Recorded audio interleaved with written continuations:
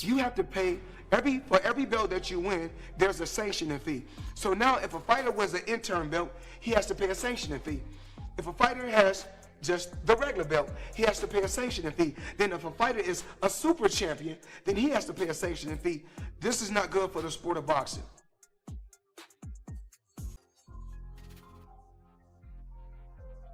Y'all see them though. Boxing's biggest star just got hit with a shocking decision. Not even 3 months after Terence "Bud" Crawford accomplished the impossible by beating Canelo Alvarez and becoming the new face of the sport, his title was taken away, and not because someone defeated him. He wasn't knocked out, he wasn't outclassed, he simply refused to pay a massive $300,000 sanctioning fee that the World Boxing Council demanded for him to keep the green belt he had already earned. When Crawford declined, they stripped him immediately. But the real fire in this situation isn't just the money, it's the reaction exploding across the entire boxing world. I am firmly on Terence Crawford's side on this one. What do they do? Like, someone needs to tell me what they do. Because ultimately, again, the commission do the majority of things in terms of you put a fight in Vegas, it'll be the Nevada State Athletic Commission, they will appoint the judges. I mean, one thing they do, I guess, is that clean boxing program thing with VADA. But I'm pretty sure, and I stand to be corrected, that it's the fighters that pay for that as well. So what do they do, people, that they think that they can just go and take a percentage of a fighter's purse? Nah. And look, the green and gold belt is, obviously it's very prestigious. For me, it's the best belt in boxing. I sometimes kind of battle with that in the Ring magazine belt. But that doesn't mean you can just take the piss. It really doesn't mean you can do whatever you want to do, that you can just make up a percentage, that you can ask for a fighter for a percentage of their purse. No. And all this as well, like, this thing, like, surely before a fight, if you are going to take a percentage, surely that has to be written down, contract, lawyered up. Like, I'm surprised if you, that's why it's even more crazy. It's the wild, wild west. Like, surely if this is the percentage you're going to take from Crawford, it's okay, Crawford, you know, in order to have this undisputed fight, which is very prestigious, this is the percentage we're taking from you. And Crawford signs it off before the fight's even done. In fact, before his purse is even given to him, that percentage is already removed. The fact that you are waiting on Crawford just to pay you, big WBC for me is wild within itself. While Crawford is tearing through social media and promising to expose everything going on behind the scenes, another dangerous name has stepped in with a response that's cold and straight to the point. Isaac Pitbull Cruz, a fighter who enters the ring like every opponent owes him something, was asked about the situation, and what he said shines a light on the harsh, hidden side of boxing politics that fans are never meant to witness. Crawford had an issue with the WBC this morning. They stripped him at 168 pounds. He was complaining about sanctioning fees and things like that. Just what are your thoughts on that whole issue? Bueno, esta opinión de lo que pasó con Terence Crawford por la mañana, que lo dejaron sin el cinturón de la CMB por no pagar la tarifa del cinturón. Bueno, es algo que se tiene que cumplir, como el protocolo de antidopaje con VADA, pero bueno, él sabrá por qué no quiso pagar. To understand why Pitbull's response matters, you have to see the level of disrespect Crawford just dealt with, because this wasn't some calm back and forth, it was an all-out fight.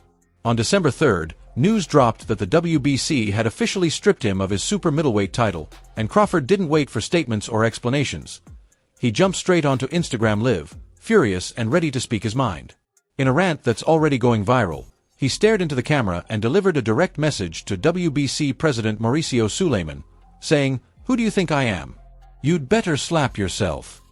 Him $300,000 plus another 100K something for sanction fees, right? Then he gonna tell me I ain't even apologize? Like, who the fuck you think I am? Boy, you better slap your fucking self. Ain't paying your ass shit. Fuck you talking about pay you $300,000. What makes you so motherfucking better than any other sanctioned bodies? Huh? Answer that question.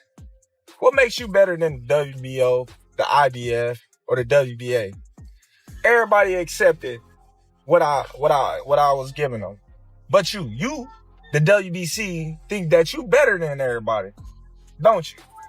So since you, the WBC, and you got the fucking green belt, which don't mean fucking shit, fucking real belt is the ring belt, which is free. Crawford explained that the WBC expected him to hand over hundreds of thousands of dollars just for the privilege of holding their belt, and he wasn't having it. He flat out told them, "I'm not paying you anything." He said he offered a reasonable amount, the same kind of fee other groups like the IBF and WBO accepted without a problem, but the WBC wanted far more. When the sport's top fighter refused to give in, they stripped him. And that's where the debate ripping through boxing right now begins. Crawford's main message during his outburst was simple but deadly to the system. We're being taxed. That don't even make sense. I'm the motherfucker that's putting my life on the line, not you. You ain't stepping your motherfucking ass in that ring. You or nobody else. You or nobody else. So why should I have to pay to carry your belt? You should be paying me. If you want to be truthful, you should be paying me. I don't see it. It irks my nerves how this dude gets on a plane, gets a hotel suite. Him and his buddies, they go out to dinner, 5-star meals, all that, you know, and guess who got to pay for it? Us fighters. We paying for y'all to come out here, have the time of y'all life, stay in the best hotels of y'all life, and it's all done on our dime. It's done on our dime. Do that sound right to y'all? It's crazy, ain't it? We the one out there getting battered, knocked upside our head, and every time we step foot in the ring, we gotta pay them a sanction fee like they the government. We getting taxed. It's crazy. Think about it.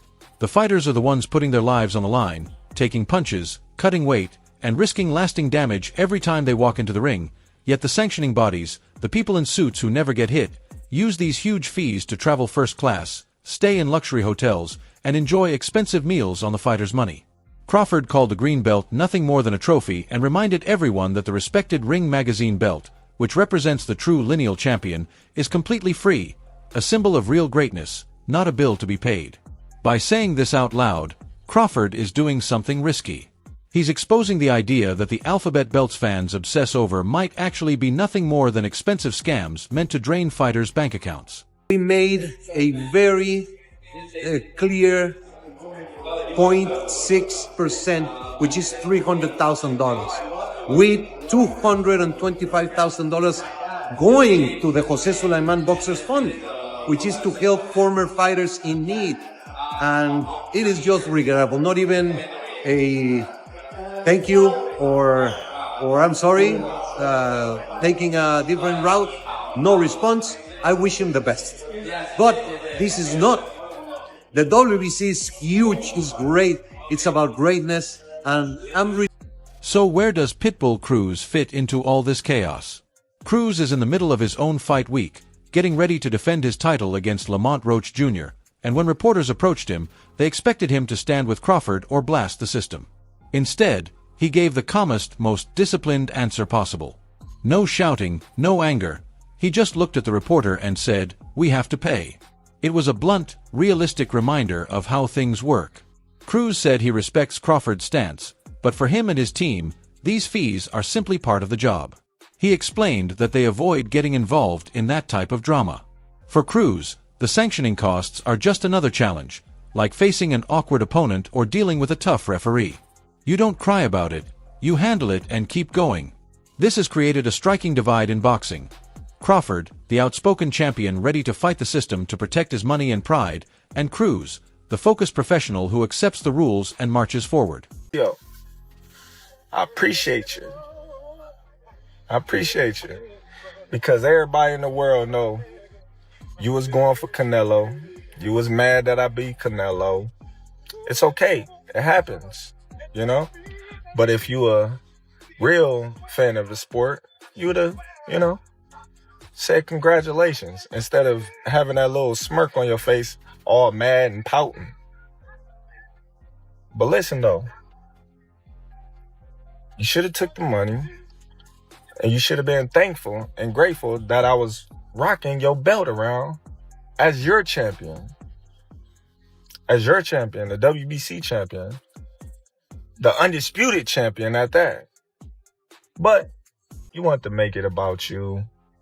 You want to say, oh, well, you stripped me. Like, I've been stripped before. The IBF just stripped me when I was at 147.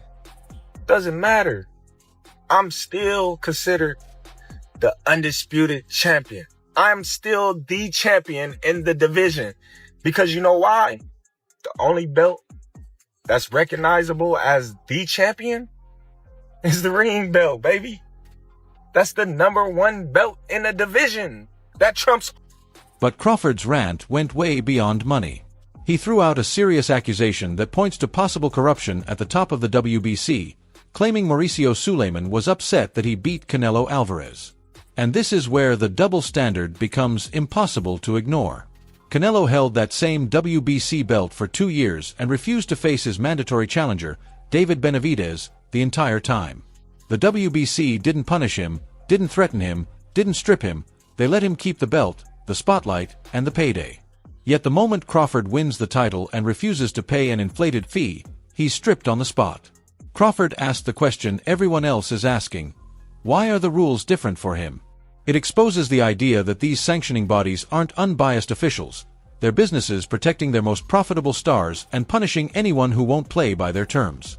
Canelo is no longer a belt holder coming into his next fight, a fight that's still expected to make a lot of money due to Canelo's popularity and ongoing contract with Riyadh season. This means that for the first time in 7 years, not a single sanctioning body will benefit from Canelo's earnings. So the sooner Canelo becomes champion again, the better for them. But for the time being, they'll have to rely on Terence Crawford as their sanctioning fee provider. These sanctioning bodies make a lot of money from Canelo being their champion. Like, why did you think there wasn't any pressure coming from them when Benavidez was Canelo's mandatory? It's because if Canelo lost, then they'll have to rely on Benavidez and his $7 million purses. And if they decide to bully and pressure Canelo, and Canelo says, you know what, screw it, and decides to vacate the belt instead, then it's the same thing. They lose the benefit. Pitbull Cruz didn't just address the fees. In the same interview, he spoke about another issue that shows a darker side of modern boxing: the growing acceptance of cheating. When asked about fellow champion Subriel Matias, who recently tested positive for the banned substance Osterine, Cruz's response was more intense than when discussing fees. He criticized the sport for being too lenient, warning that drug violations are starting to be treated as normal, and called out the system for letting it happen. Subriel Matias tested positive for Osterine. He's the WBC champion. You guys are fighting for the interim. WBC gave him like a year probation. He's still facing that guy Smith in like a month or so. Just what are your thoughts on that he tested positive and no, they're not taking the belt. Doesn't seem to be really facing any consequences. What's your thoughts on that? Bueno, ¿qué opinas de la falta de consecuencias ante la situación de Subriel Matías, que dio positivo de Ostarina? La Comisión Mundial de Boxeo le dio un probation de un año, pero más allá de eso, él sigue peleando dentro de un mes, no parece que pasa nada. ¿Qué opinas? Pues es algo que ya no se vuelve limpio y creo que deben de tomar cartas en el asunto para ya ser más estrictos en esa parte, porque al final del día se está convirtiendo ya algo normal que cualquier boxeador lo esté haciendo. Igual con Jenny Beck ya salió igual con la misma o probablemente con la misma dosis, entonces ya tiene que haber alguna sanción más fuerte y ya no debe de haber ningún tipo de porcentaje de tolerancia. Connect the dots.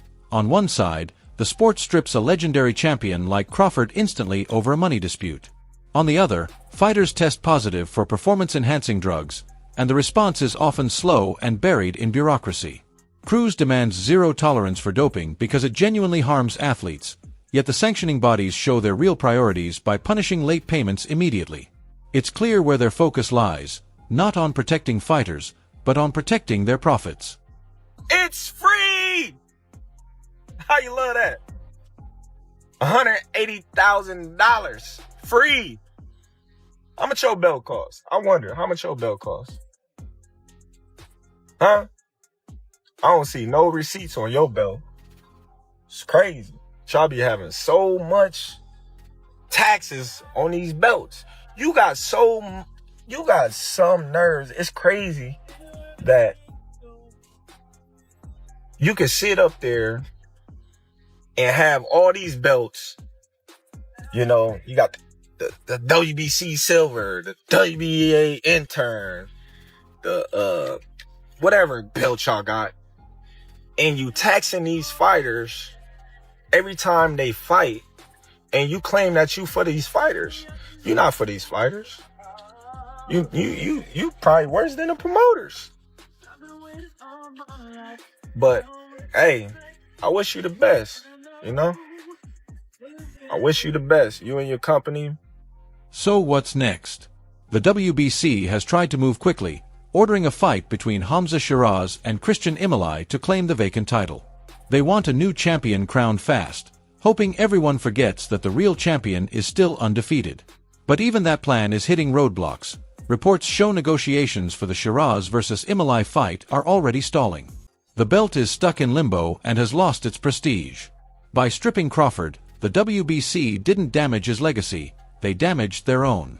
Anyone who eventually takes that green belt won't have earned it in the ring. They'll have simply paid the fee that Crawford refused to pay. A very clear 0.6%, which is $300,000, with $225,000 going to the Jose Sulaiman Boxers Fund, which is to help former fighters in need. And it is just regrettable. Not even a thank you or I'm sorry, taking a different route. No response. I wish him the best. But this is not. The WBC is huge, is great. It's about greatness. Now, Terence Crawford has drawn a clear line, showing that he doesn't need a sanctioning body to prove his greatness.